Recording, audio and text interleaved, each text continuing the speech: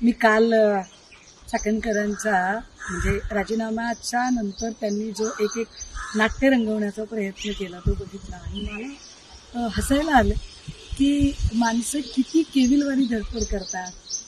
आणि कालची त्यांची धडपड म्हणजे बूंद से गई सो हाथ से लाने का जो एक प्रयास था तो त्याने काही फरक पडणार नाही.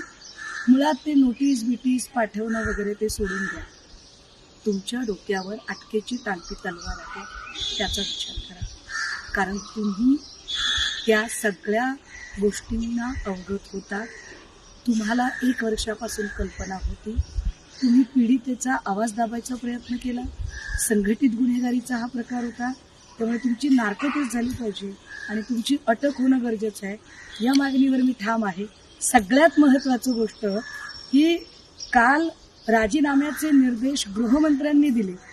खरं तर सुनेत्रा वहिनींनी ती हस्तक्षेपाची वेळच येऊ द्यायला नाही पाहिजे होती. सुनेत्रा वहिनींना नेतृत्वातला खमकेपणा दाखवण्याची काल एक संधी होती. ती संधी त्यांनी दवडली. असो, मात्र आता तरी अजितदादा कधीही गंडेदोरे करणारे नव्हते. अजितदादांनी कधीही बोंधुगिरीला थारा दिला नाही.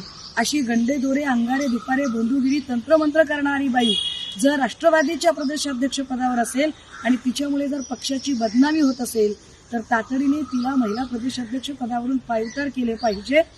अन्यथा जर ते करणं होत नसेल तर आम्ही अजितदादांचा वारसा जपणारे आहोत असे कृपया सांगू नका. त्यामुळे काय चाकणकर बाई, तुम्हाला काय नोटिसा बिटिसा तुमचा जामीन झाल्यानंतर करा. आधी तुमची जी अटकेची टांगती तलवार आहे त्याचा विचार करा. 500-600 कोटी रुपये तुमच्याकडे आहेत. तटकरेंसारख्या प्रवृत्तींचा आशीर्वाद तुमच्यावर आहे.